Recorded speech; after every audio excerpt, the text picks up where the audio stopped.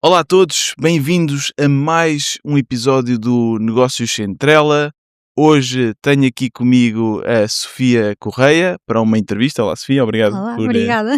por teres juntado aqui a nós. Obrigada eu. Sofia, tens uma história incrível, com... Eu nem sei se vamos ter tempo para falar de tudo, mas Tentamos. aqui vamos tentar. Trabalhaste como freelancer, trabalhaste e criaste a tua própria agência de marketing, tens um projeto juntamente com a Bia e com a Ana, as tuas cofundadoras, sobre a chamada W35 para motivar mais mulheres a entrar no mundo do empreendedorismo e, e hoje vai ser uma conversa muito interessante porque eu acho que mesmo assim tens um perfil que não é muito comum em Portugal e eu queria extrair o máximo de conhecimento de ti, da tua experiência empreendedora, para motivar outras pessoas e outras mulheres também a seguirem esses passos. Por isso, vamos aqui começar, se calhar pelo Bora. início. Nós já tínhamos a falar um bocadinho. Sim, eh, Essa tua veia de empreendedora, sim. quando é que começou e de onde é que tu achas que veio? Olha, eu gosto muito dessa pergunta. Porque eu, há uns tempos para cá, estava a falar com a minha tia, ahm, que me disse, eu não tenho memória disto, eu não me lembro de nada disto, isto foi ela que me contou a mim, que me disse que eu, em miúda, 10 anos, 12, nem sei bem que idade, que lhe disse que um dia ia ser CEO, ia ser empreendedora. E eu acho que nem sequer sabia muito bem o que é que aquilo era naquela altura. Portanto, vem desde muito cedo. E eu acho que também tem muito a ver com o facto de ter visto muita gente na minha família nessa situação. Ou seja, o meu avô finlandês, na Finlândia, criou uma empresa na área de engenharia civil, construiu do zero para cima. O meu tio fez a mesma coisa, construiu português, ou seja, duas famílias opostas, neste caso. Criou também um negócio do zero no Porto. Sempre os vi, sempre ouvi, mas nunca perguntei muito e nunca fui muito falando com eles. Portanto, eu não, eu acho que teve de alguma forma influência, mas não te consigo dizer como. E eu acho que se calhar vem muito complementado mais à parte mais de personalidade, até. Uhum. Mas acho que é um misto, portanto, Eu acho que a experiência e as pessoas que estão à nossa volta ajudam muito. sim, E eu também, olhando para a minha família, o meu pai é empreendedor, o meu avô, ambos os meus avós, eu acho que isso realmente também, e se formos a ver, por exemplo, em países como os Estados Unidos, em que há uma cultura muito mais de empreendedores, é natural, na minha opinião, que surjam mais empreendedores e que seja mais fácil e que para ti tenha sido quase como um passo natural, não é? sim. Porque tu começaste logo aos 18 anos a empreender, não é? Como, Sim. como é que é? Conta um bocadinho essa história. Eu posso contar. Eu acho que isso por acaso vai ligar muito bem. Falámos um bocadinho da W35 também, porque acho que a minha história, do porquê nós temos criado a W35, já agora não me queria estar a antecipar, mas entro por aí, tem muito a ver também com, ou é muito parecido, ou liga-se muito bem com a história que a Beatriz e que a Ana, as minhas co-founders da W35, também têm. Deixo que elas contem as histórias delas, que acho que é pessoal a elas e é com elas. Já aqui a Um, fazer um teaser para um próximo episódio. Maybe um próximo episódio, exatamente. Mas eu acho que sempre, já agora, eu fiz um post sobre isso no LinkedIn há uns tempos atrás, que foi de género.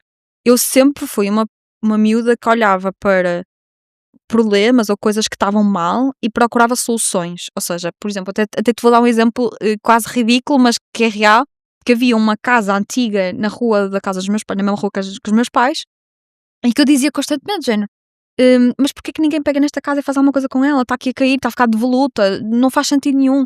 Porquê que nós não alguém, não nós, mas alguém pega nela e arranja e, sabe, põe um restaurante, um café, uma escola, qualquer coisa de útil com isto, porque está aqui a cair e não faz sentido nenhum.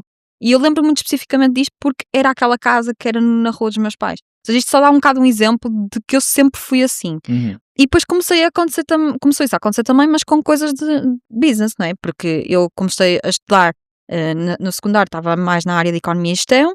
Depois, quando fui para a faculdade, continuei na área de economia e gestão e acabou por acontecer a mesma coisa. E foi mesmo quando tinha 18 anos, quando estava a começar o meu primeiro semestre da faculdade, que eu tive uma cadeira de empreendedorismo e que eu já tinha tido uma ideia quando estava a viajar em Barcelona por causa disso. A ideia basicamente foi, eu estava farta de andar com a minha mala atrás, farta de sempre ter que deixar a mala num cacifo no outro lado da cidade, ter que fazer toda uma giga-joga para pôr a mala no cacifo, para depois voltar para trás, para ver os museus, para depois andar para a frente, para depois voltar 2 horas antes para ir buscar a mala, que era uma seca.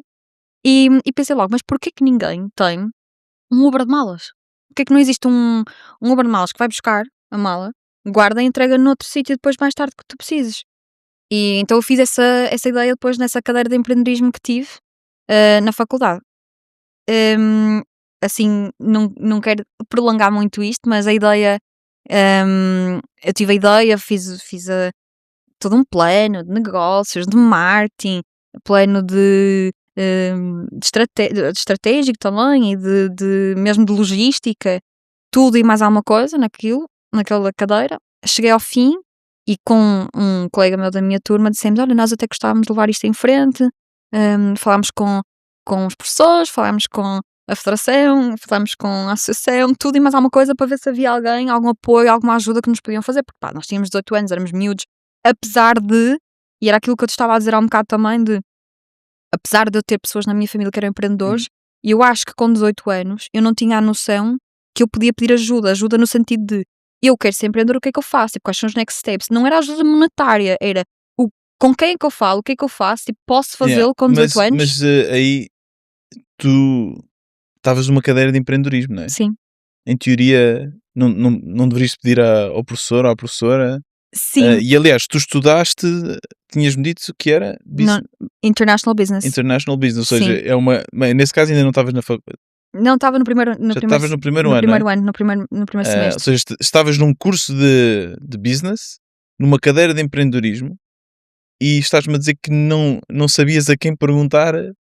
Sim. A quem é que podias pedir ajuda, mas porquê? Sim. Né? Porquê que não pedes aos É professores? assim, eu acho que não foi propriamente culpa de um professor ou de nada, eu acho que foi o ecossistema não existia. Eu acho que o ecossistema, por exemplo, em O que é isso, Portugal, um o ecossistema? ecossistema de start, eu estou a falar neste caso todas as pessoas e entidades envolvidas em ajudar a criar mais startups e a ver mais pessoas a entrar neste mundo de startups. E eu estou a falar de startups especificamente porque era uma coisa que claramente tinha perfil de startup e que era muito escalável, não é? E portanto, especificamente nesse meio que estou a falar. Porque claro que eu podia pedir ajuda ao meu avô ou ao meu tio, mas como eram negócios muito diferentes, chegava ali a um ponto em que não me iam poder ajudar mais, mesmo que eu tivesse tido a coragem de pedir, que nem sequer tive. Mas tu achas que o sistema de educação português de business, eu não tirei business, eu tirei engenharia, tive uma cadeira de empreendedorismo também, identifico-me com isso porque foi também um projeto que nós lançámos, éramos para aí 5, foi a minha melhor cadeira do técnico. Acho que tive tipo 19 ou 20, foi a única, porque do resto era tudo 11 e 10 e 12. Por isso realmente havia ali uma aptidão para aquilo. E pronto, tivemos essa cadeira e depois também tentámos lançar e tal, e não deu em nada. Mas tu achas que a faculdade nos prepara para ser empreendedor? Existem mesmo cursos bons para te preparar para o empreendedorismo? Não, de todo. Eu acho que há uma base, por exemplo, na área de economia e gestão, claro que ali a parte de business e a parte de economia dão-te uma boa base para perceberes muitos pontos fundamentais que tu precisas para depois teres negócios. Obviamente, tens ali uma base fundamental, mas não vai a fundo e muito menos sabes criar um negócio e sabes todos os detalhes do que é criar um negócio. Mesmo que eles te deem um planeamento financeiro, estás a fazer o planeamento financeiro muitas vezes de uma multinacional ou de uma empresa que tem muito capital a entrar, e quando tu estás a criar não tens esse número de capital a entrar, aliás tu tens zero, não é? Então tu estás a começar a pôr dinheiro teu, muitas vezes, bootstrap, não é? Muitas das vezes, mesmo quando não é bootstrap e te queres levantar rondas de investimento, tu no início estás a pôr dinheiro teu, porque senão não consegues andar para a frente, aqui ou em qualquer lado do mundo, e ninguém te ensina a fazer isso, e o que é que isso significa, e o que é que tu tens que prever antes de o fazeres. E isso não é uma coisa que existe Então em escola nenhuma. estes cursos preparam-te para ir trabalhar para uma grande empresa, é isso? Naquela altura, a mim pareceu-me mais, e não posso dizer com certeza, porque acho que também a experiência de cada um pode ser diferente, mas a mim pareceu muito que preparava para ir trabalhar para multinacionais ou empresas internacionais, mais corporate world, sem dúvida. Sim. Ou seja, mesmo os cursos de gestão e empreendedorismo não te preparam para seres a tua própria chefe, Não, né? isso não. Preparam-te para ir trabalhar. E mesmo trabalhar para outras empresas, eu acho que não te prepara, mas entre preparar para uma startup e um corporate, te preparava mais para corporate. Sim, Mas eu acho que mesmo para trabalhar para corporate não te prepara. ok. Tu chegas ao corporate world e levas com uma chapada na cara da realidade que é trabalhar no corporate world. O que é que falta? O que é que tu achas que eles deviam fazer? Eu acho que as empresas deviam estar mais envolvidas com as faculdades. Eu acho que Mais estágios, né? Eu tenho amigos, por exemplo, do sim, Canadá, e o curso dele, que também era meio business, tinha 2 ou 3 estágios obrigatórios. sim, devia ser muito mais. Aliás, nós tivemos isso no mestrado, mas já noutra faculdade, mas eu acho que já devia começar mais cedo. Uhum. E eu acho que há muita teoria que é importante, sim, mas que se calhar eu teria percebido melhor se eu tivesse a ter essa teoria ao mesmo tempo que a prática. E que fazia muito mais sentido. Que eu agora olho para trás e por isso é que eu fazia aquilo na faculdade. Tipo, faz todo sentido. E o quê? Dá um exemplo. Por exemplo, contabilidade. Uhum. Coisas básicas de contabilidade que tu precisas de perceber. Ok, tu se calhar não tens de perceber contabilidade a fundo, porque tu vais ter um contabilista. E obviamente que na licenciatura tens que ter um curso Mas de tens na mesma de contabilidade. perceber contabilidade. Na minha experiência com os É isso, contabilistas, mas tens que na mesma perceber tens de contabilidade. perceber. Tens na mesma, exatamente, é isso. E, por exemplo, mesmo porque é que tu também tens contabilidade na licenciatura? Porque muitas vezes tu tiras uma licenciatura mais geral e depois aprofundas num mestrado em contabilidade, por exemplo, ou depois de contabilidade vais tirar um curso só de contabilidade. Isso está perfeitamente ok, por isso é que também tens a cadeira, faz todo sentido. E precisas de saber, por isso é que faz sentido. Uhum. Mas faz mais sentido para mim teres isso e estares a estudar, e estares na prática enquanto estás a estudar isso. Porque assim consegues aplicar logo, não é passado 10 anos ou 12, que é o meu caso, que é agora Claro, 12 anos depois estou a olhar para trás e eu, pois, ok, faz sentido. faz sentido, Uhum. mas é agora que eu estou a perceber, não era na altura. Mas então, mesmo assim, achas que aquele conhecimento teórico acabou por ser importante? É importante, porque E tu não abdicarias disso? Ou não seja, abdicaria, não. aquela ideia de não é preciso ir para a faculdade, o que é que tu achas sobre isso? Eu tenho uma perspectiva muito, muito se calhar diferente do comum, que é, eu acho que cada um tem que fazer o seu caminho. Não há um caminho certo. E tu podes ir para a faculdade e correr tudo mal, ou podes não ir e correr tudo bem, ou pode acontecer o contrário, não é? Ou vice-versa de cada um. E Então é experimentar, tentar sempre ir. não, acho que cada um tem que fazer o que tem a fazer. Eu tirei um gap year. Eu quando acabei o secundário não fui logo para a faculdade. Não sabia bem o que é que eu queria. Eu sabia que queria business, mas não sabia se devia O ir que é que para lá. foste fazer? Trabalhei um bocado em trabalhos, aqueles trabalhos normais que se conseguia arranjar. Uhum. Como é que se chama? É que uma delas foi na Finlândia. Foi tipo ajudar numa lojinha, no cashier, estás a ver? Uhum, Ajudar uhum. nesse momento, só durante umas horinhas. Trabalhei numa call center lá no Porto, não cá, porque estamos em Lisboa. Trabalhei a ajudar a dar panfletos, tipo, coisas assim básicas durante a cena, só para fazer alguma coisa, não estar parada. E depois também viajei. Muito. Isso é Fui muito viajar. um hábito que acontece muito nos países nórdicos. Aqui em Portugal não é muito comum fazer esse tipo de gap year. Tu, relembra-me, a tua mãe é sueca finlandesa, Sim, não é? sim, exatamente. E o teu pai é português. Português, sim. Uh, Como é que foi tirar esse gap year? Foi aceite por ambos? Foi...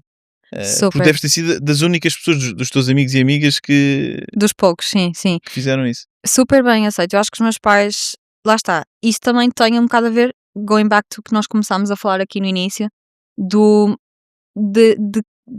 contexto familiar, do teu contexto de vida, não é só familiar, é de vida, molda muito quem tu és. E por isso, obviamente que a tua personalidade tem um grande peso, mas também as pessoas à tua volta. E os meus pais sempre foram pessoas super mente aberta, super tranquilas. Sempre que eu tomava uma decisão, ajudavam-me a guiar-me para essa decisão. Sempre que eu dizia, agora quero engenharia, porque no início queria ir para engenharia, mas depois eu comecei a pensar, porcaria da matemática, que eu não sou assim, tipo, eu e matemática, tipo, agora matemática tudo que seja, quando fui para a faculdade e entrei mais a fundo em econometria, que é uma coisa mais complexa, em pricing, que é uma coisa mais complexa, não como engenharia, eu sei disso, mas mais complexa, super ok, mas naquele momento no secundário, provavelmente por causa do professor, ou provavelmente porque não me interessava, eu não conseguia dar o clique com a matemática e odiava. Não é que seja má, simplesmente não gostava. E quando não gosto, às vezes sou um bocado de género, não, não consigo. Sim. Então, por causa disso, eu acabei por não querer ir para a engenharia, mas eu gostava muito da ideia de engenharia civil e não sei o quê, gostava muito dessa ideia, acabei por não ir. E Acabei por tiveste ir o apoio dos teus pais para ir, nessas decisões. para ir para ah, business, sim. achas que em Portugal, ou seja, eu tenho curiosidade para perceber também, na tua infância e adolescência, a diferença, porque tendo tu experiências de dois lados, dois quase opostos da Europa, não é? Suécia, Finlândia e Portugal. Qual é que é assim a grande diferença para a malta mais jovem que tu vias dos amigos que tu fizeste lá, amigos que fizeste cá, que tu sentiste? Eu gosto de dizer uma coisa, que é um pequeno disclaimer, sempre antes de eu falar de culturas diferentes, que é, apesar de haver, tipo, nuances culturais diferentes de todo lado do mundo, eu acabo por cada vez mais encontrar pontos de encontro. Ou seja, o que é que eu quero dizer com isso? Eu quero dizer que nós somos todos diferentes, mas também somos todos iguais. E pequenos detalhes que acontecem cá em Portugal, de comportamentos que alguns grupos em Portugal têm, também acontecem lá. E vice-versa. Percebes? Mas, mesmo assim, há essas nuances culturais. E existe. Por exemplo, na Gap Finlândia, year, por exemplo. o gap year, por exemplo, na Finlândia e na Suécia, é muito, muito comum tu não ires logo para a faculdade. O que acontece é que tu acabas o secundário e vais trabalhar, vais trabalhar cashier, whatever, o que for, o que conseguires, porque também não tendo um grau de escolaridade tão alto, se calhar há certos cargos que as pessoas não conseguem de imediato, têm que ir subindo, pelo menos lá é uma realidade, não é só cá. E então as pessoas vão trabalhar no que houver, no que quiserem, e aos poucos vão subindo e vão vendo o que gostam e trabalham. Passados uns anos começam a perceber exatamente aquilo que querem fazer e depois começam a estudar. E muitos dos meus primos, amigas minhas, amigos meus, tiveram esse percurso. Muitos. Quase ninguém que eu conheço lá, dos países nórdicos, acabou 18 anos, faculdade. Quase ninguém. Foi sempre ou aos 19, ou aos 20, ou aos 25, ou aos 26, que foram para a faculdade. Uhum. E depois já saberem o que é que queriam.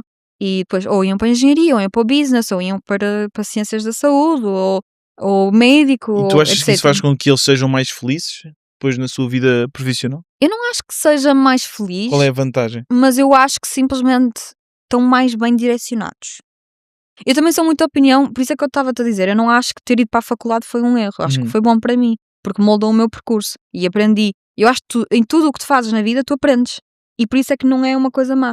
Mas eu percebo que tu ires diretamente para um curso do qual tu te sentes que é aquilo onde tens que estar e que tu pudeste testar antes o que é que tu gostas antes de ir, com mais maturidade, com o cérebro já desenvolvido, porque supostamente o nosso cérebro só termina de desenvolver aos 25 anos, não é? Uhum. Ou seja, já teres mais maturidade de saber bem o que é que queres fazer, faz muito mais sentido. Ok. E eu acho que isso devia ser mais aceite, culturalmente em todo lado. E isso é uma grande diferença cultural, é que aqui em Portugal acabas o secundário, direto para a faculdade logo. E muitas vezes acontece, como aconteceu muitos amigos meus portugueses, que iam para uma coisa, o meu próprio namorado foi para uma coisa, e depois não gosto disto e saltou para outra. Uhum. E não há mal nenhum, porque tu não estás atrasado só Claro. por fazer isso. Mas, se calhar, ele pode, eu não sei se é o caso, mas ele ou outros amigos podem sentir que perderam tempo. Eu não acho, na minha opinião, por causa daquilo que eu te acabei Mas de é um dizer. bocadinho a sensação que há aqui em Portugal, não é? Mas há Aqui muita em gente que sente Portugal, isso. ah, um gap year ou mudar de curso, eu acho que é quase como se fosse um falhanço. Sim. Quase como se fosse, pá, pronto, olha, já viste o que é que aconteceu àquela pessoa? Não sabia bem, mudou, estava a ter mais notas, Sim. não é? A relação com o falhanço, e depois isso também se aplica na parte de empreendedor e na parte da vida, não é? Achas que é um bocadinho diferente lá, que as pessoas aceitam mais? Eu não Não sei. veem isso como um falhanço, veem isso só como É parte da isso. aprendizagem. Eu acho é que não vem como falhanço. É isso. Eu acho que é um bocado isso. Eu acho que a forma como as pessoas veem o falhanço, acho que é um bocado igual. É isso que eu estava a dizer. É a tal parte que nós humanos, seres humanos, somos Uhum. todos iguais. Mas depois, culturalmente, simplesmente criou-se um hábito de o fazer e culturalmente é aceite, foi-se tornando aceite e então lá é aceite e cá não. Uhum. Eu acho que é um bocado isso.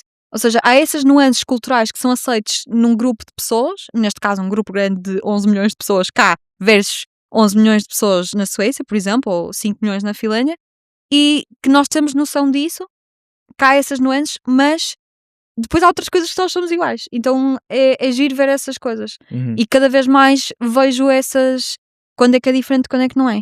Porque existe, claramente. Tipo, Todos temos as piadas das sogras, por exemplo. exatamente. É engraçado que existe sempre em tudo, mesmo eu tenho vários amigos, por exemplo, indianos e que realmente são culturas bastante diferentes, Sim, mas depois este tipo de piadolas que toda a gente faz sempre. acaba por se repetir. Fala-me da morphology. Da morphology? Da Ok. morphology.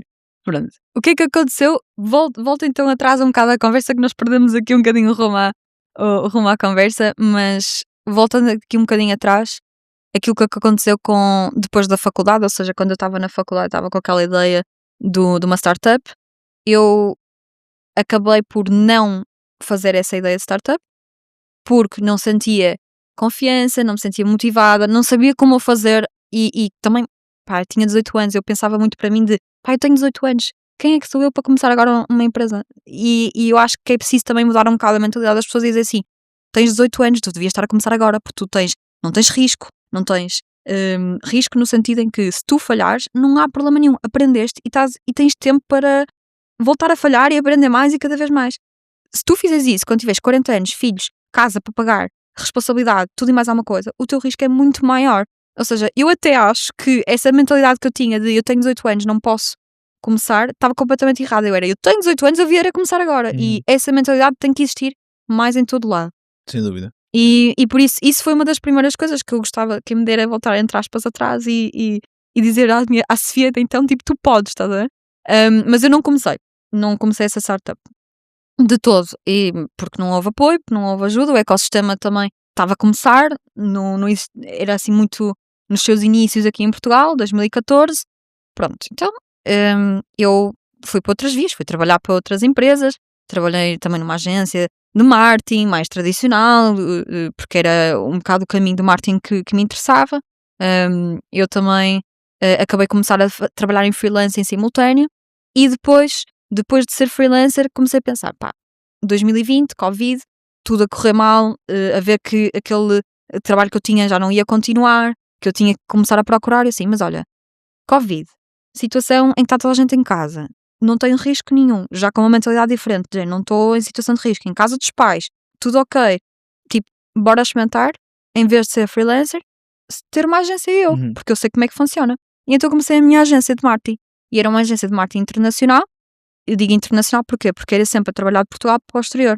Porquê? Porque simplesmente trabalhar com portugueses não dava a nível financeiro, queriam sempre o mínimo possível. Eu sei que as coisas já estão a mudar um pouco, mas naquele momento era isso, era Então? sempre o mínimo possível.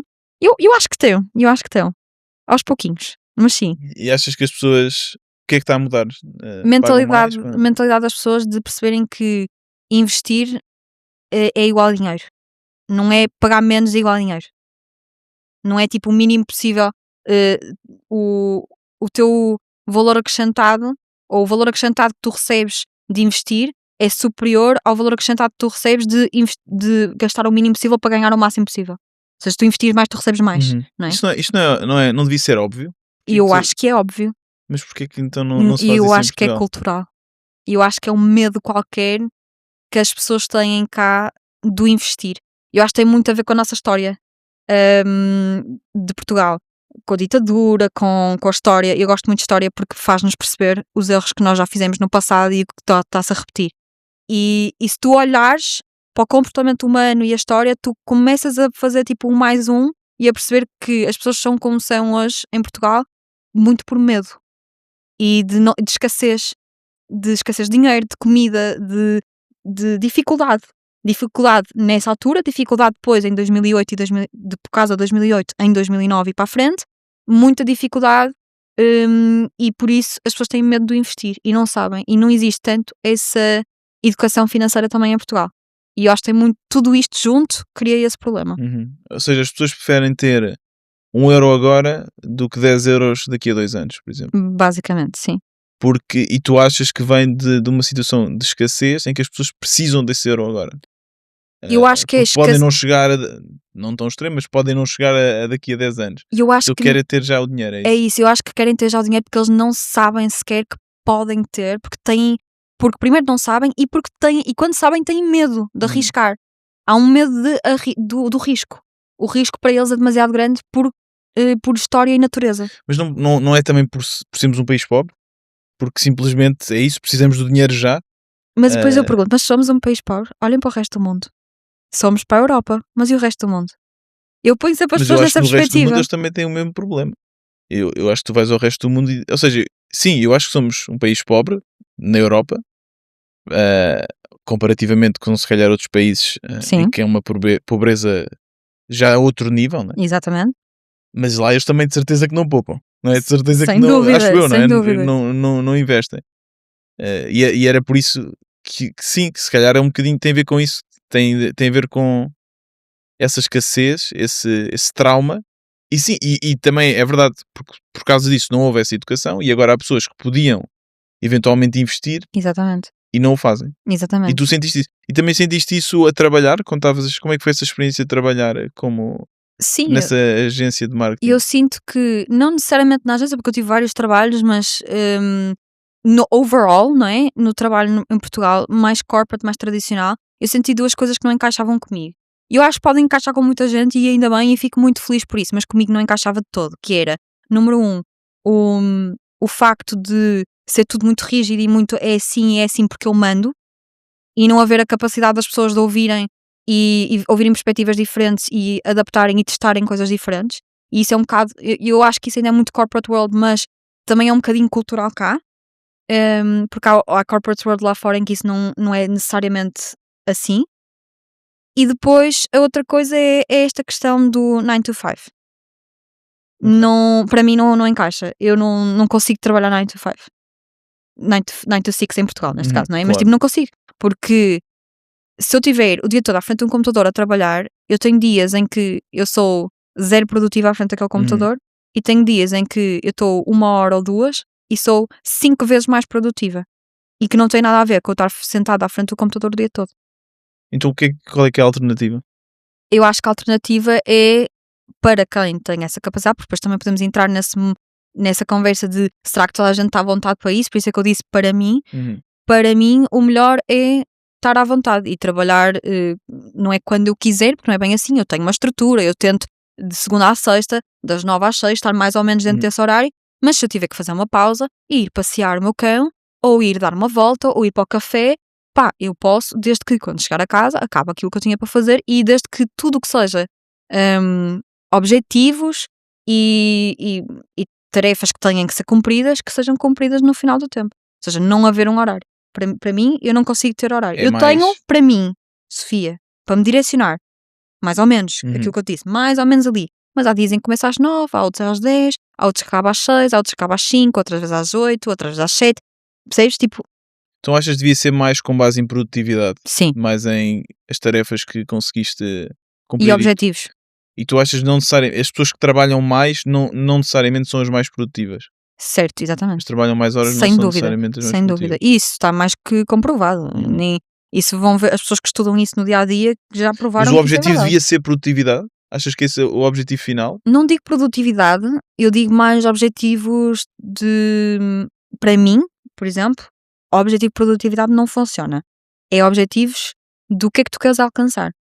Objetivos de empresa, objetivos pessoais, de Sim, carreira, mas a tudo. produtividade tem a ver com eu quero alcançar isto o mais rápido possível, não é? Sim, também, E tu sim, não sim, queres sim, sim. alcançar. Sim, sim, A sim. razão pela qual eu pergunto isto é porque devemos promover sempre as pessoas que são mais produtivas e fazendo que.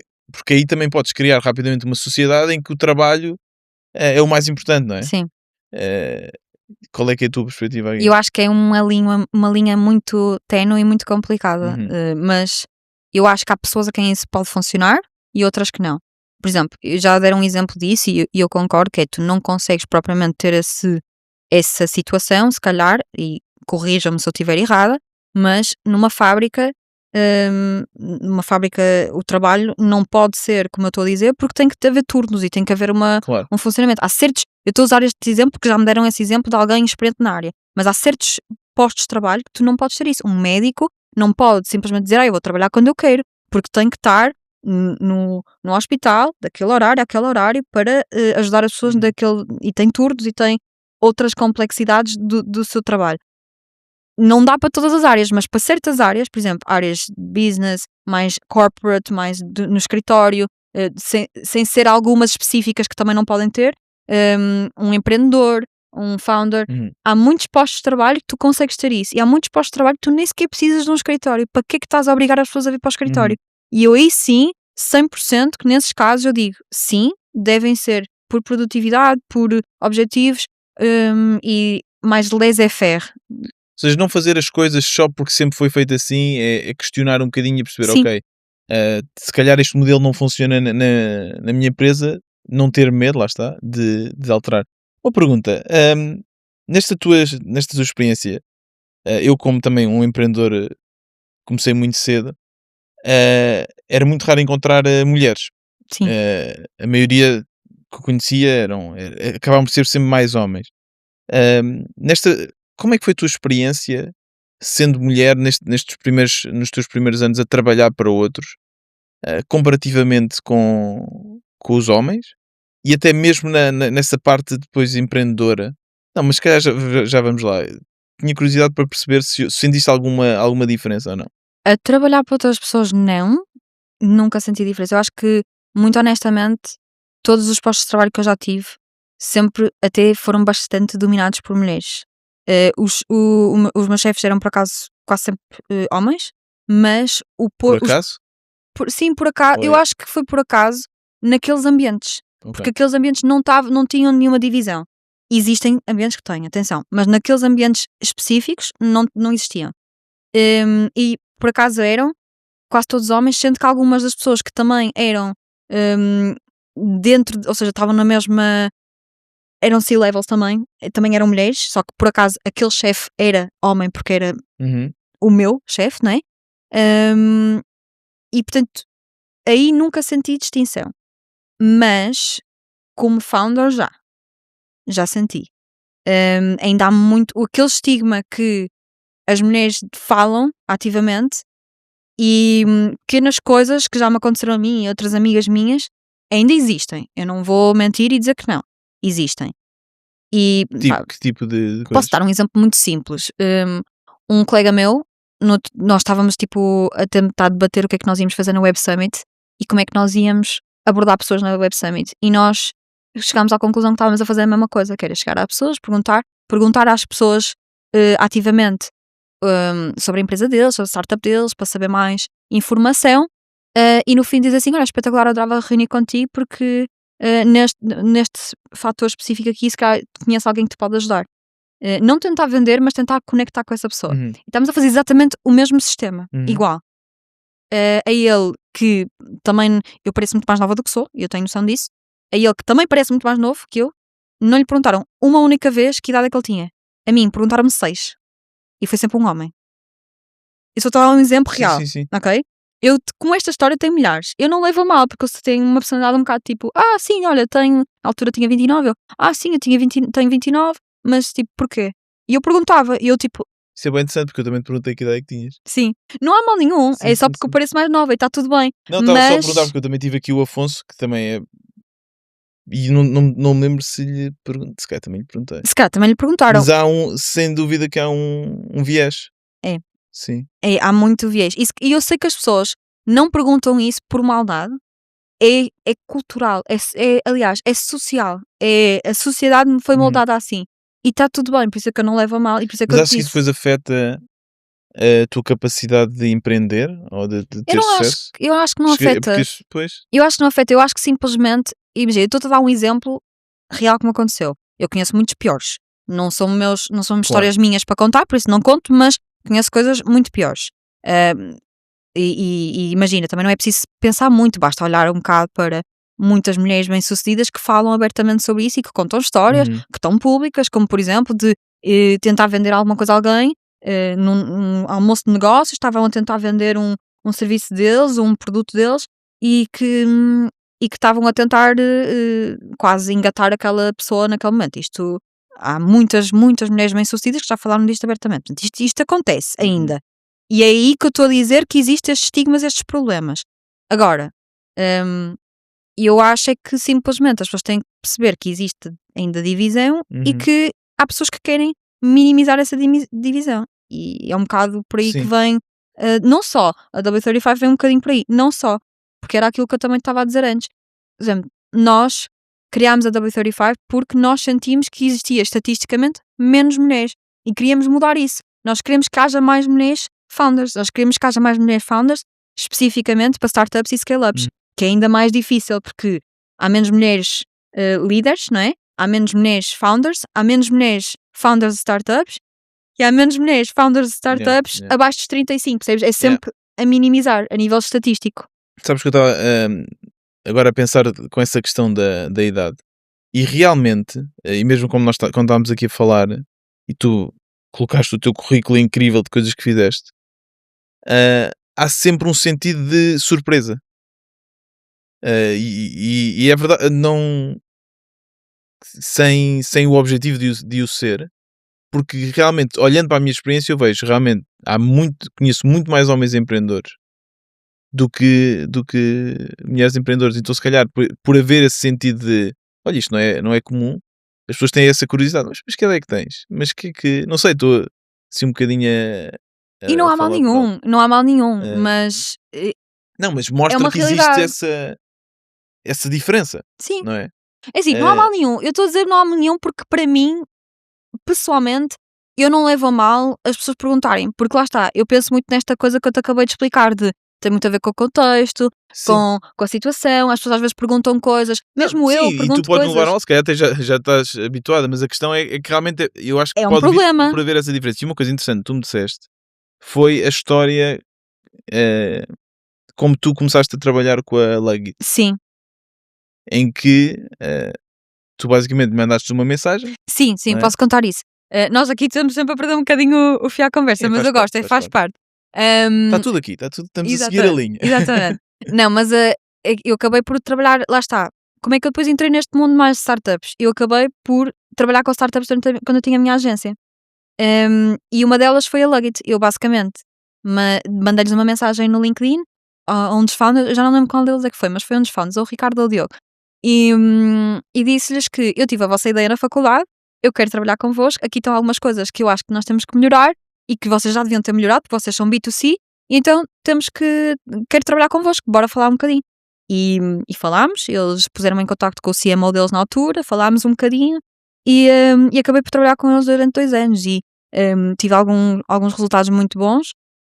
Conseguimos mais de, se não estou em erro, 20 milhões de views num espaço de um ano e meio, mais ou menos, e depois a partir daí foi a crescer. Isto foi numa altura em que 20 milhões de views para Portugal, para uma startup, já é bastante. E foi muito fixe trabalhar com eles. Mas aí está uma coisa muito interessante, que é essa atitude de enviar uma mensagem para uma candidatura espontânea. Eu acho, e queria saber a tua opinião, que vê-se mais isso em homens do que mulheres. Sim. Quase como se houvesse um medo de... Não é um medo, mas quase não é habitual. Sim. Porquê? Tu também notas isso? Ou... Noto. Olha, eu ontem tive um encontro com a W35. Ontem não aconteceu tanto, mas se calhar no outro encontro que eu tive da W35, e eu vejo isto muito de amigas, mesmo que são founders e que às vezes temos jantares nós e isso acontece. Parece que a maneira como nós fomos brought up, não é? Ou seja, a sociedade como nos moldou, foi muito tipo, tu não podes ser o centro das atenções, tu não podes shine bright, estás a ver? Tipo, tu não podes mostrar-te, tu tens que estar low profile e não sei o quê. Então, quando tu tens que falar da tua startup e do teu currículo e da tua história, que muitas vezes são fascinantes as histórias, nós mulheres muitas vezes temos a tendência de não fazer isso e dizer tipo, sim, eu fiz isto, mas não é tão incrível como aquela pessoa que fez aquilo. E eu, num dos eventos, disse, calma, não é tão incrível, desculpa lá, está tudo bem, tu estás a fazer uma startup sobre um tema que mais ninguém está a fazer. Isto foi uma reação que eu tive. Não quero estar a contar a história porque lá está, eu respeito muito os outros e gosto que sejam eles a contar a história, mas eu tenho essa reação tipo, como assim? Mas já viste o teu perfil? Tipo, já viste? Se fosse outra pessoa, também queria falar deles e queriam mostrar o seu percurso. E eu acho que isso é uma coisa que é muito social, sociocultural. Mas mundialmente. Em que parte na educação de uma jovem, de uma mulher, é que isso é incutido? Porque eu não sei se isso é incutido hoje em dia de propósito, não é? Certo, é assim. Houve alturas que já foi certamente de propósito. E eu acho que coisa não é de propósito, muitas vezes. Há sítios em que sim, ainda é, há outros em que não. Depende muito do contexto. Temos que ver onde é que estamos a falar. E por isso é que eu também estava a te dizer... Vamos focar-nos em Portugal. Por isso é que eu também estava a dizer aquilo, tipo, eu não levo a mal porque a minha personalidade é um bocado tipo, eu quero lá saber o que é que pensas de mim. Mas eu demorei muito tempo a chegar a esse tipo de opinião. Eu antes tipo, queria saber o que é que achava de mim, agora não quero saber, pá, gostas de mim, gostas, não gostas, não gostas, está tudo bem. Mas, Como é que se trabalha para chegar aí? pá, falar com outras pessoas que pensam assim, terapia, tudo o que tu precisares, que é outro tabu já agora, as pessoas não falam de mental health, não é? Que é o tabu. Eu não quero saber, eu acho que essas coisas têm que ser faladas e têm que ser vocalizadas, e só assim é que nós mudamos as pessoas. Tu achas que terapia ajudou A desbloquear a isto, desbloquear sem isso? dúvida, sem dúvida. Tinha muita coisa bloqueada que eu não sabia sequer que tinha, e que eu, por estar lá a falar disto com uma psicóloga, a falar de mim, etc., eu consegui desbloquear, e pá, muitos dos meus medos, muitos dos meus problemas, a confiança, tudo desbloqueado ali. Super desbloqueado. E acho que as pessoas deviam mesmo falar mais.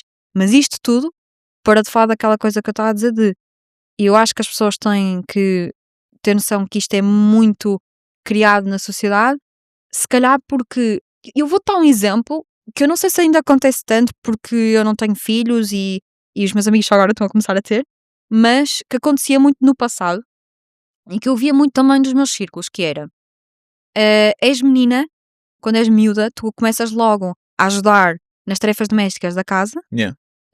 a arrumar tipo a louça, a fazer a cama, pá, coisas mesmo simples, básicas, mas que o menino nunca era obrigado. Isso mudou. Eu conheço muitos rapazes que também tiveram esse upbringing, mas são essas pequenas coisas que as pessoas se calhar não se apercebem que moldam uma mulher mais tarde. E se tu olhares para o grande big picture, é muito dessas coisas que nós hoje em dia ainda temos que lutar contra. Ou seja, eu acho que tem muito mais a ver com simplesmente a forma como as pessoas cresceram. E por isso é que eu te digo, eu não levo a mal essas perguntas que me fazem a mim, mas que idade tens? Mas eu sei porque é que o fazem, tem tudo a ver com este contexto. Temos que mudar isso? Temos. É por isso que nós também criámos a W35, também é aquilo que eu disse de querer trazer mais mulheres, mas também é para trazer um espaço para as mulheres poderem falar, um espaço para as mulheres poderem falar sobre coisas que não conseguem falar com o outro género, um espaço para nós podermos ajudar mulheres a crescer, a melhorar as suas skills, a saberem o que fazer, e também um espaço a aprenderem com outras mulheres, com outros homens, e para colaborarmos. Porque nós não é tipo women agnostic, nós temos eventos em que é homens e mulheres, temos eventos em que é só mulheres, é só mentoras, é só ecosystem enablers, ou misturamos dois grupos. Estás a perceber sim. que E como é que, é mais open-minded disto? como é que já deste mais ou menos uma descrição, mas como é que funciona então esse W35? Ou seja, para já, qual é que é a missão? Ok, sim. A missão é, nós queremos chegar a 1 milhão de young women or first time women founders no mundo de startup e scale-up. Ou seja, trazê-las de uma startup para uma scale-up. Ou seja, é mesmo focado em startups. Ok. Por que não bootstrapping? Eu acho que bootstrapping pode entrar aqui, porque uma bootstrap company não deixa de ser uma startup, simplesmente não é uma startup que quer ir para o VC, ok? É só uma forma diferente de ser uma startup. Mas tu nunca estiveste nesse mundo, ou já? Já eu acabei por trabalhar com startups. Mas nunca tiveste a tua startup que depois teve um investimento, scale-up. Não. Porque é que queres que as outras mulheres tenham? Porque eu acho que se eu tivesse tido essa oportunidade e o tipo de a forma como o ecossistema funciona é uma coisa que eu gosto. Gosto de trabalhar nele, gosto de trabalhar com as pessoas. E eu acho que é uma forma que é mais interessante trabalhar para mim, por causa daquilo tudo que eu te expliquei até agora. E por isso é que eu gosto desta área e quero ajudar esta área. Sim. Mas também é porque aquilo que eu estava a dizer há um bocado, há menos women leaders, há menos women founders, de founders há menos women startup founders, e startup founders first time or 35 and below ainda menos, estatisticamente. Sim. Ou seja, é por estes dois motivos. É uma coisa que me interessa muito, mas também estatisticamente há menos. E o objetivo é, ou seja, como é que vão atingir isso? É com eventos? É com mentoria? Sim. Elas pagam para associar? Como é que esse Neste processo? momento não é pago ainda, porque isto é uma non-profit, é uma community. Eu digo non-profit porque pá, nós fazemos isto por causa daquilo, da história toda que eu contei, o contexto todo. A Ana e a Beatriz têm histórias muito similares, que também têm este mesmo mindset que eu, E, e o que nós criámos aqui foi um bocado uma comunidade onde as pessoas podem se juntar e ativamente estarem online e fisicamente presentes. Ok. Principalmente com duas coisas que nós ainda não temos, como nós acabámos de começar, já agora nós lançámos isto há cerca de 2 meses. Começámos oficialmente ali em novembro, dezembro, a preparar tudo, mas lançámos só para aí há 1 ou 2 Ok. meses. Muito recente. E nós temos várias coisas que nós gostamos de fazer no futuro. Uma delas é chegar às escolas e às faculdades. É uma das coisas muito importantes para nós. Eu acho que começa aí. Se moldarmos mais cedo, mudamos as pessoas mais cedo e estamos a tornar a nova geração founders mais cedo ainda, e então podem falhar mais cedo, aprender mais cedo e so on, so on. E também há outra coisa que é um programa de mentoria, porque isto é uma coisa que eu vejo que não é só transversal a mulheres, é a mulheres e homens founders. Por algum motivo, em Portugal, os founders não têm mentores. Não há esse conceito, não. Não percebo. O que é isso, sequer? Ter um Explica-me o que é mentor, sim. olha, Como é é que isso ter sequer alguém. funciona? Como é que... Eu acho que existem mentorias formais, acho que existem mentorias informais. Eu tenho vários mentores informais que se calhar nem sequer sabem que são meus mentores, mas são. Ok. Em que eu de vez em quando, por Mas exemplo. isso aí, pronto, eu acho que isso aí, se calhar, eu pelo menos olhando para mim, há certas pessoas em quem eu confio e que olho mais ou menos como mentores, mas eles não sabem, não temos uma relação mesmo de mentoria. Mas o que eu sinto de pessoas, principalmente na América, nos Estados Unidos, que existe mesmo isso. Sim, sim, sim. Esta pessoa que é o meu mentor, é a minha mentora, Exatamente. como se fosse quase uma relação oficial. Imagina, no meu lado, eu acho que no início nenhum dos dois lados sabia que eles eram meus mentores e que eu era a mentee, mas hoje em dia, isso nós falamos isso, eu tenho dois, os dois homens, um deles é o João, um dos co-founders da Happyfact, e o outro é o Luís Fernandes, ou seja, João Gomes e Luís Fernandes, que é um CRO com experiência de mais de 35 anos em startups e scale-ups mundialmente. Ele é britânico e português. E eles hoje em dia dizem mesmo que sentem que são tipo um mentor para mim e que me ajudam. Mas o que é que isso, como é que é essa relação? Essa relação é isso que eu ia dizer. Nós muito de vez em quando sentamos só os dois, ou eu com o Lu, ou eu com o João, e falamos sobre onde é que nós podemos melhorar. Ou eu, onde é que eu posso melhorar, onde é que estão as minhas falhas, ou guiam-me pelo caminho certo. Por exemplo, uma coisa que o Lu faz que eu absolutamente adoro, que é, vamos almoçar os dois, ele senta-se comigo e diz assim, então conta-me o que é que as coisas estão a correr. E eu, estou a correr bem. E ele, números. E eu, pois, ok, estou a perceber. E eu assim, olha, este mês só conseguimos isto, não consegui atingir este objetivo, as coisas não estão a correr bem, não é bem isto que eu estava à espera, ou olha, este mês consegui fazer isto, e falo de números e há uma resposta. E assim, olha, e porquê que tu fazes isto? E começa-me a fazer perguntas. E eu, porquê que foste por esse caminho? E eu respondo. E ele, e porquê que não foste por aquele? E eu respondo. E porquê que não fizeste aquilo e aquilo? E porquê que isto acontece? E já pensaste porquê que isso está sempre a acontecer? Percebes? Ou seja, em vez de ele me dizer as respostas, ele faz-me as perguntas e faz-me a mim própria chegar à conclusão certa. Que é uma forma Isso é tipo de... quase um coach. É um coaching. Tipo Um coach. mentor é um coach. E é um coaching que é muito bem feito, na minha opinião. E que funciona muito bem. E isso é preciso ser alguém que sabe ser mentor para o fazer. Por isso é que eu estou a dizer de mentores. Voltando atrás àquilo que estavas-me a perguntar, eu acho que mentoria é uma das coisas mais importantes. Porque tu teres um mentor é teres um coach, mas tem que ser alguém que sabe fazer isso. E o João faz a mesma coisa, já agora. Também me faz muitas perguntas. Porquê é que estás a fazer aquilo? Qual é o teu objetivo? Mas, ou seja, porquê é que estás a fazer aquilo se o teu objetivo é aquilo? E eu? Yeah. Óbvio, não é? Eu estou a dar exemplos banais, mas é muito, Faz-te eu acho muito questionar, importante e crescer. certamente tem também muita experiência e dão-te dicas importantes, não é? Exatamente. E eu acho que isso... Então vocês acham que fazendo isso na W35, ou seja, dando mentoria, criando essa comunidade e eventualmente fazendo esses eventos, ir quando ainda são meninas, ou seja, quando estão muito na fase. Mas o que é engraçado, aí há aqui uma parte que se calhar está a faltar, que é a parte da educação. Sim. Tu dizes que o que isto parece ser, o que nós falámos, é que realmente é algo que as meninas são educadas quase sem querer, para serem assim, para não terem essa atitude de são mais risk averse, Sim. não querem dar nas vistas, não é? Vai haver essa componente também de vamos educar os pais que querem. Os pais não sei, porque eu acho que não sei. Pronto. Não sei, estou a dizer, se calhar, é uma opção. Digo mais ir mesmo às faculdades e aos secundários. Porque muita destas oportunidades vem muito daí para muita gente. Uhum. Então, acho que isso sim é uma coisa que queremos fazer. Mas Não aí já sei. não é demasiado tarde? No secundário? Achas que é demasiado tarde? Com que idade é que tu estavas a dizer que as meninas tinham É fazer desde cedo, as. sim, desde os 10, 12 anos, sim, Pois, mas então não aí o sei se é. secundário já é tarde. Não sei. Se calhar temos que ir mais cedo ainda, mas pelo menos começar por algum lado.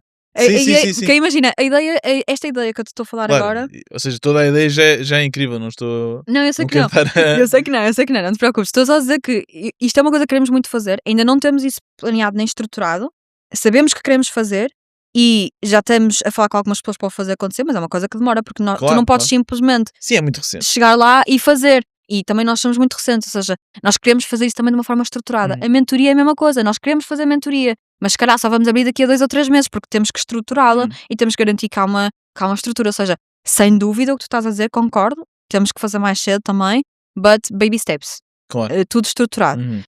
E outra coisa também, já agora que tu estavas-me a dizer e bem, que acho que é importante falar é, nós queremos fazer isso com younger women, mas também com first time women, não interessa a idade atual. Ou seja, ontem e já há umas semanas atrás tivemos uma coisa que nós chamamos as nossas round tables, que basicamente nós sentamos numa round table e ativamente falamos de um problema que nós estamos a ter com a nossa startup neste momento e ouvir o feedback das outras Uhum. mulheres. Sei lá, por exemplo, imagina, uma mulher chega e diz assim: olha, eu ando com mesmo muita dificuldade em conseguir atingir o meu ICP, não estou a conseguir buscar às pessoas certas. Este é o cenário, tipo, dizem o cenário, falam de valores, falam tudo e dizem: o que é que vocês fariam no meu lugar?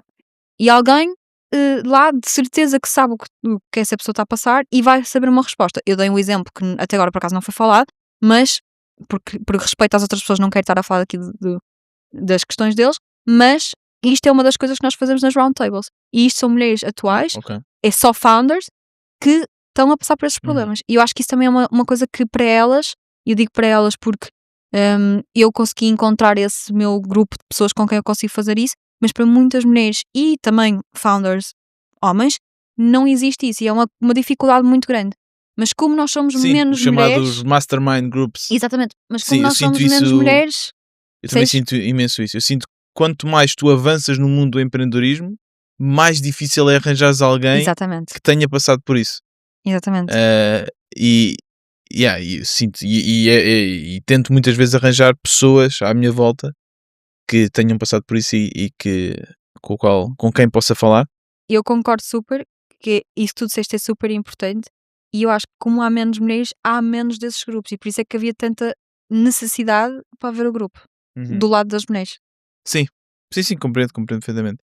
Olha uma coisa, a Morphology, que foi a tua agência, há pouco falaste-me aqui de uns números que não sei se posso referir. Podes, sim, sim. Que no teu primeiro ano, essa agência que ainda estava a lançar e nem era bem empresa, fez 22.000. Sim, No segundo ano, fez 120.000 sim. euros. O que é incrível. Como é que isso aconteceu? Como é que arranjaste clientes? E sim, dá aí dicas para outras mulheres que queiram e homens que queiram lançar uma agência. O que é que tu aprendeste? Qual é que é assim a receita? Olha, eu cada vez mais, é muito engraçado, eu estive a falar com o João disto no outro dia, no mundo B2B, qual é que é o maior motor de venda? Uhum. E é networking.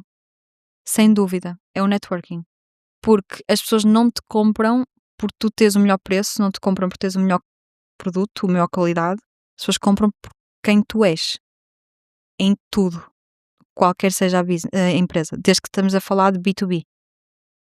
Isso é muito interessante. Sempre. Eu cada vez mais acredito nisto, a fundo. Isso é só para dar aqui algum contexto. Eu e o meu sócio, ele é muito pragmático e é muito mais introvertido do que eu. Então, ir a conferências era algo que ele sempre questionou. Tipo, para que é que estamos a gastar este dinheiro todo para voar para um sítio, hotel, pá, porque é muito dinheiro. Qual é que é o... E realmente, e depois íamos e não fazíamos vendas lá, não é? aquilo, eventualmente as vendas podem vir passado 6 meses, 1 ano, o que seja. Então sempre foi muito difícil para mim lhes explicar, porque eu, sendo uma pessoa extrovertida e sabendo, e eu acho que nesse sentido somos muito semelhantes, porque eu sei quais são as vantagens que isto me deu na minha vida. Não só a nível profissional, de ser mais extrovertido, falar, perguntar, não ter medo Sim. Eu também fiz isto. O que tu fizeste para a Lugit, eu fiz para uma empresa lá na Alemanha, a Weekend. Mandei-lhes um e-mail, pá, eu tinha uma ideia semelhante, pá, posso trabalhar com vocês? Exatamente isso. Ah, e apesar de realmente nós falarmos que é uma coisa mais que se calhar os homens fazem mais do que as mulheres, há muitos homens que também não fazem isso. Sim. São, E há são, muitas mulheres que também fazem. e há muitas mulheres que também fazem. É de É até uma personality. questão também de personalidade. Mas sim, então a networking era algo que. Mas depois, se eu for ver os nossos B2Bs do Pod Squeeze, de como nós fechámos o Observador, como nós fechámos a empresa e tudo mais, foi nestas conferências. Foi uma conferência que nós fomos na Grécia, chamada Radio Days, em que todos os tugas vão, e nós estávamos lá a almoçar, estávamos lá a falar, e foi isso que abriu a porta. Sim, sem dúvida. Por isso, sim, estás só a validar algo que eu também já experienciei. Então, mas foi assim que tu arranjaste esses. Muitas vezes, sim, foi mesmo pure networking. E muitas coisas também que foi. Há um erro muito grande que as pessoas fazem, na minha opinião, quando têm uma empresa, que seja qualquer tipo, não interessa se é corporate, se é tradicional, se é startup, se é bootstrap, não interessa. Ter uma empresa, há um erro muito grande que as pessoas fazem, que é não pedem referências. Ou seja, vamos imaginar que eu estou a falar com o meu cliente e está a correr super bem, o projeto está incrível, e eu não pergunto ao meu cliente: conheces alguém na mesma situação que tu precisa de ajuda? Pode não ser concorrente teu, óbvio, porque aí é alguém na mesma situação que tu que precisa da tua ajuda, noutra área diferente da tua. Isso é a clássica técnica de Referral. referral. Eu, num dos meus trabalhos antes de começar, vendia aspiradores Rainbow. Não sei se conheces. Não conheço. São uns aspiradores super caros. E a estrutura é muito essa. Tu vais lá e dizes, se você quer um desconto, dê-me 10 outros nomes com quem eu possa falar. Sim, E era muito assim. Então isso foi uma foi uma das das melhores melhores formas formas, de sim, arranjar. porque as pessoas confiaram. Aliás, a média de projetos, de anos de projetos que eu tinha quando eu tinha a minha agência era sempre 2 a 3 anos. A minha agência só existiu durante 4, mas eu já tinha alguns que vinham do freelancing dos anos anteriores, portanto, estamos a falar ali de se calhar tipo 6 anos, 5, 6 anos a trabalhar com aqueles mesmos clientes. Alguns ainda transitaram depois para a Happy Fact quando eu fui para a Happy Fact, porque queriam continuar a trabalhar connosco, mesmo que nós estávamos a dizer, mas nós vamos fechar a empresa, e eles tipo, mas nós queremos trabalhar convosco, e nós, ok, então tem que ser neste formato agora, e mudámos. E eu acho que tem mesmo muito a ver com confiança, falar, e acho que há uma coisa muito importante, e eu cada vez mais também percebo isso, que é, eu quando falo com alguém, eu não estou a tentar vender, eu não quero que a pessoa me compre o meu serviço, o meu produto, o que for. Eu quero perceber os problemas, as Não dificuldades. queres? Quero, mas não. Isso é Quando uma tu boa vais, quando tu pergunta. vais a uma conferência, não é? Claro que quero. Tu queres, não é? Certo, claro que quero. Por acaso, isso é uma coisa que também estávamos a falar ontem, que é verdade. Há sempre um ulterior motive por qual tu estás a fazer as coisas. Mas eu não é naquele momento. Eu quero que, algures, em algum momento, mais tarde, aquela pessoa venha ter comigo e precise de mim para alguma coisa. Ou para os meus serviços, ou para apresentar alguém. Se eu puder ajudar, ainda bem. Porque eu sei que, de alguma forma, alguém me vai devolver isso no futuro. Ou seja, eu vou ter isso de retorno no futuro. E eu tenho muito mais essa perspectiva. Ou seja, claro que sim, claro que eu quero vender, mas se eu não vender, mas tiver uma excelente hum, relação, confiança, conversa boa, que me acrescenta valor, já estou a sair dali a ganhar. Ok? Então, mas espera aí, em termos mais práticos, para chegarem a estes 120k, ah, tu ias a conferências? Não. Fora de Portugal? Dentro de Portugal? Foi tudo Como é que. referrals, contactos de pessoas que conheciam que apresentavam alguém. Foi sempre alguns, um ou dois cold outreaches que eram específicos, que fecharam logo, mas também já me conheciam porque já me viam no LinkedIn e já me viam noutros contextos, e foi tudo assim, Ok. sempre. E depois da cena, manter esses 120 mil foi igual, exatamente. Ou seja, Uma tu coisa. conhecias já pessoas dentro da área, pediste, olha, estou a lançar esta agência, pediste para eles te conectarem, Sim. Depois mandavas uma mensagem. Falávamos, meeting, sempre ter uma reunião. Eu acho que mandar proposta só por mandar nunca funciona e eu nunca mando propostas. Isto é das coisas mais importantes. Ok. Ainda hoje não faço isso. Se vocês quiserem trabalhar comigo, eu não te vou mandar proposta. Eu vou marcar uma reunião contigo e tu vais ter a proposta apresentada por mim. Porque surgem sempre dúvidas, as pessoas ficam sempre confusas, há sempre coisas que alguém não entende e está tudo bem porque são coisas mais complexas e não é só uma proposta que dá para perceber. As pessoas têm que entender o porquê das coisas acontecerem. Quer dizer, eu apresento a proposta em chamada ou em pessoa fisicamente, se for o caso da reunião. Então, primeiro tens uma primeira reunião de discovery, Sim, depois dizes muito bem, vou preparar uma proposta, e há uma segunda reunião, marcas logo ou não? marco logo, na call. Na call, fica Sim, logo marcado. sim. Ok. Que mais truques é que tens na call? O que é que tu perguntas? Eu Como é que tu vês logo que algo não vai funcionar? E como é que tu gosto dessa justificas pergunta. o teu preço? Porque acredito, como estavas a dizer, em Portugal, mas se calhar até mesmo fora, que há pessoas que questionam e dizem, pá, mas porquê é que é tão caro? Sim, sem Ah, dúvida. E eu gosto muito dessa pergunta, porque é uma coisa que eu tive muita dificuldade durante muito tempo.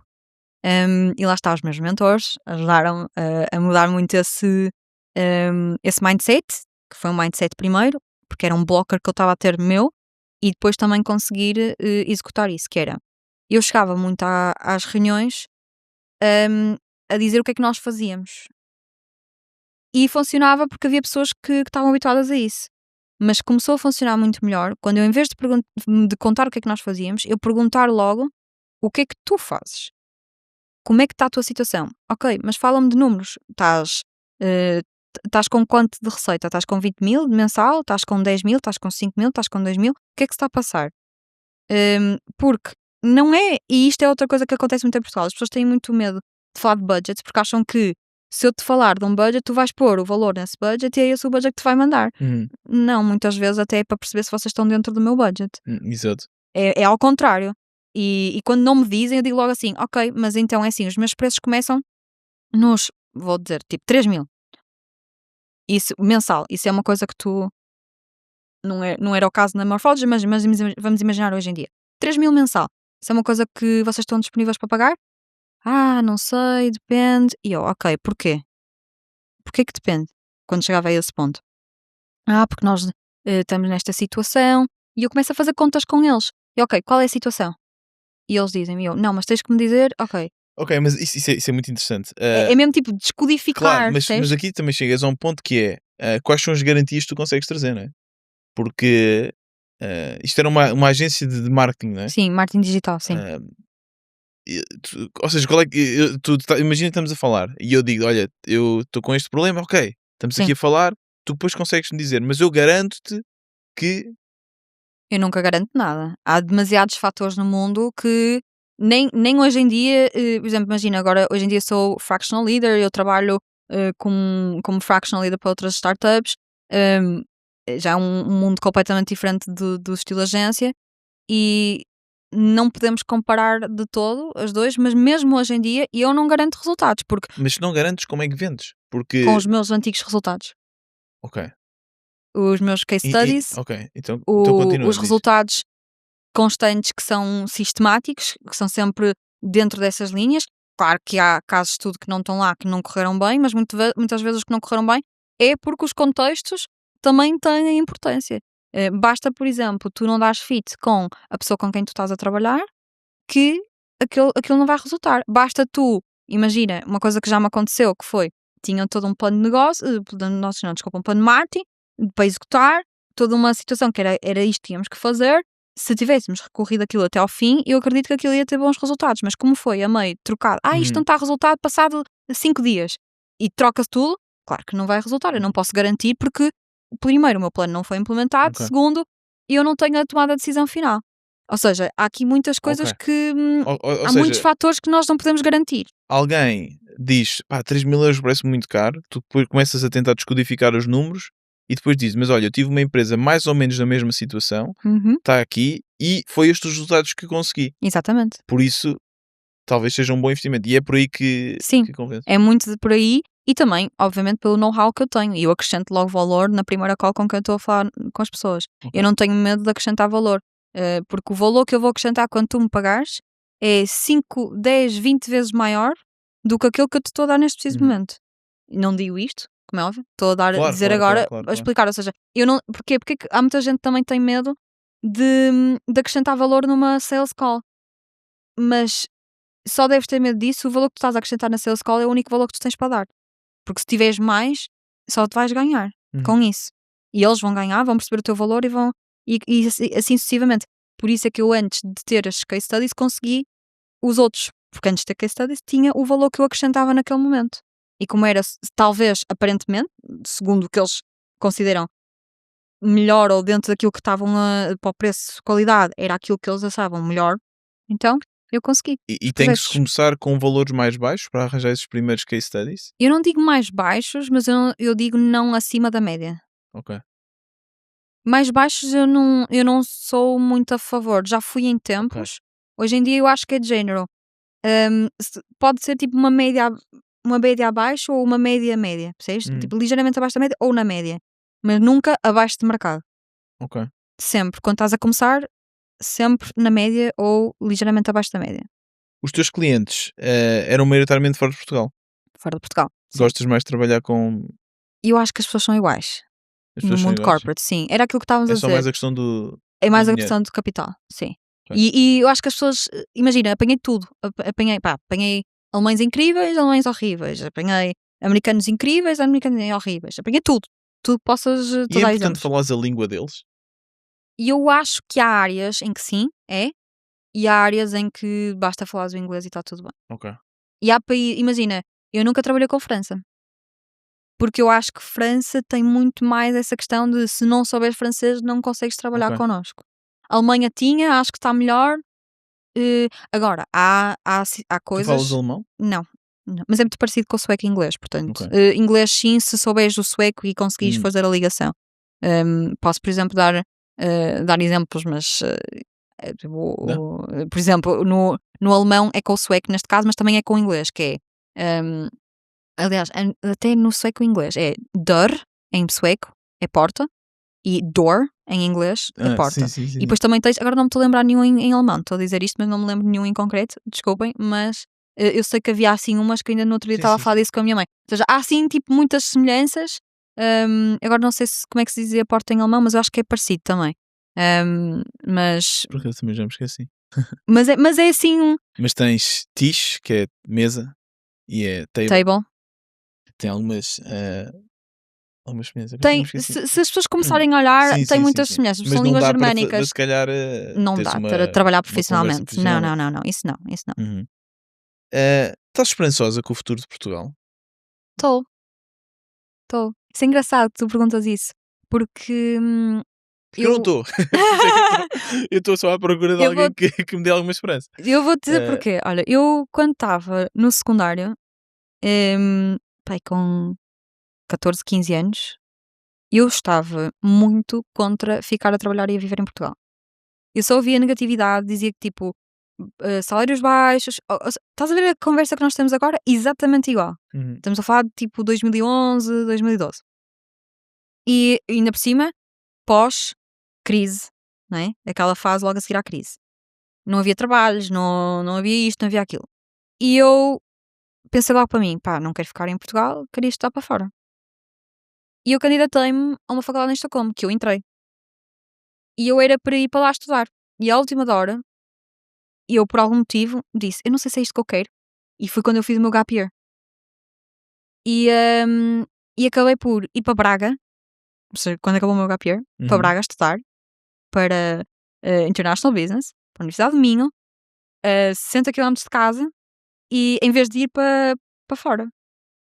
E eu estou tão feliz por ter feito isso, porque eu agora olho para o ecossistema de startups em Portugal, que demorou estes tais 8, 10 Uhum. anos, porque eu já comecei a ver essas diferenças há uns anos atrás, mas os 8 a 12 anos a desenvolver, mas agora eu finalmente vejo um ecossistema muito forte e com muita gente de fora de Portugal, que eu conheço e que tenho contactos aqui em Portugal, a virem para cá, a quererem criar negócios cá, a quererem abrir startups cá, e a comparar Portugal, Lisboa, Porto, etc., com ambientes como o Silicon Valley, ambientes como o ambiente de startups de Estocolmo, que também tem muitas parecenças Uhum. entre o de Estocolmo e Silicon Valley, e ambientes de startups de outras cidades que já estão desenvolvidas, tipo Londres, etc.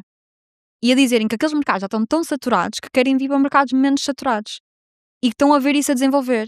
E quando eu ouço isso da perspectiva externa, de pessoas que Uhum. não vivem cá e que não estavam cá a dizer isso, e eu própria vir a evolução que Portugal teve nos últimos 12 anos, mais 15 anos desde que estava nessa situação em que não queria ficar cá, estou muito contente em estar aqui.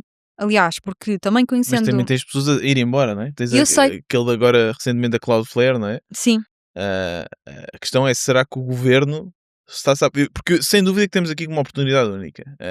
Por uma série de circunstâncias também, sim, acho que coisas que o governo fez e bem, não é? Nomeadamente a questão da, hum, do residente não habitual, trouxe muitas pessoas para cá. O Web Summit, o investimento também houve em trazer talento para cá. Só que depois a parte da burocracia continua a mesma, continua os impostos, de certa forma. Eu acho que apesar dos impostos serem altos, eu acho que a burocracia mesmo assim ainda é o pior. A complexidade é frustrante, é muito frustrante. e eu concordo contigo, e há muita coisa que me chateia e continua a chatear, mas eu conhecendo tantas realidades diferentes, porque tenho família lá, porque tenho amigos lá, hum, eu cada vez mais acho que fiz bem a ficar aqui. Porque, por exemplo, se falamos de burocracia, a burocracia alemã é 50 vezes pior. É horrível. Não sei se a tua experiência é essa, mas toda a gente que eu conheço que viveu na Alemanha, ou que é alemão, e incluindo a minha família que vive na Alemanha também, que eu Eles tenho ainda são família, muito analógicos. é Eu acho que agora mudou um bocadinho, mas muito é muito por burocrático, carta. muito complicado, muito Eh, demorado. sim. Por exemplo, hum, nos países nórdicos existe muito aversão a tudo que não seja nórdico. Por exemplo, trabalhares. Porquê é que eu consegui trabalhar com os países nórdicos? Porque eu sou nórdica também. Ou seja, sim, estás em Portugal, ok, é mais barato do que estar a trabalhar cá, incrível, e já era acima da média para mim, mas és nórdica, por isso é que trabalhamos contigo, porque ainda existe muito, e eu tenho uma conhecida minha que no outro dia me contou que não recebeu investimento de um investidor nórdico, porque ele disse: eu adorava trabalhar contigo, adoro a tua startup, mas tu és português, eu não invisto em Portugal. Ok. Mas por ser português ou por causa da Um burocracia e das estigma coisas serem qualquer, diferentes? não, acho que é um estigma qualquer que os Ok. nórdicos têm com Portugal, Espanha, Grécia, etc. Que existe. Ou seja, o que eu estou a tentar Eles querer acham que dizer nós que só queremos sol é e isso, praia. é isso, é basicamente isso. O que eu estou a tentar querer dizer é que existe bom e mau em todo lado e o grass não é sempre greener on the other side. Uhum, Nem na Holanda, nem tudo que nós possamos ver. uhum. Eu acho que há períodos em que há países em que estamos melhor. Por exemplo, a Holanda durante muitos tempos esteve melhor. Neste preciso momento conheço muitos amigos meus na Holanda que estão a voltar. Ok. E para uns, se calhar a Holanda é melhor na mesma. Uhum. Percebes? Ou seja, eu acho que depende muito do contexto de cada um e cada um tem que fazer a sua decisão, a sua escolha de acordo com a sua situação e o seu contexto. Para mim, Estás continuar a feliz fazer. aqui? Estou felicíssima aqui, estou ótima aqui, não quero sair daqui. E acho que aqui tem muita coisa boa que vai acontecer daqui para a frente. Mesmo com essas questões todas de governo e Não, tudo, é ótimo ter acho essa ótimo. perspectiva, porque realmente parece que o mundo, quando às vezes olhamos para as notícias, parece que o mundo está a acabar e que há sempre coisas cada vez piores. Por isso é bom ter essa perspectiva. Acho que é uma boa forma de terminar aqui a nossa conversa. Também acho que sim. Ahm, para terminar, fala-nos novamente da W35. Como é que as pessoas podem saber mais? Como é que as mulheres podem saber mais sobre isso? Ótimo. Como é que podem começar a entrar também nesse mundo empreendedor? Em primeiro lugar, podem ver-nos no LinkedIn, que nós publicamos mais no LinkedIn, na verdade. Podem procurar por mim, Sofia Correia de Souza, Ana Neto ou a Beatriz Henriques Norte. Também depois mando-te os links para tu Sim, colocares. sim, Acho sim. que nós publicamos bastante sobre isso.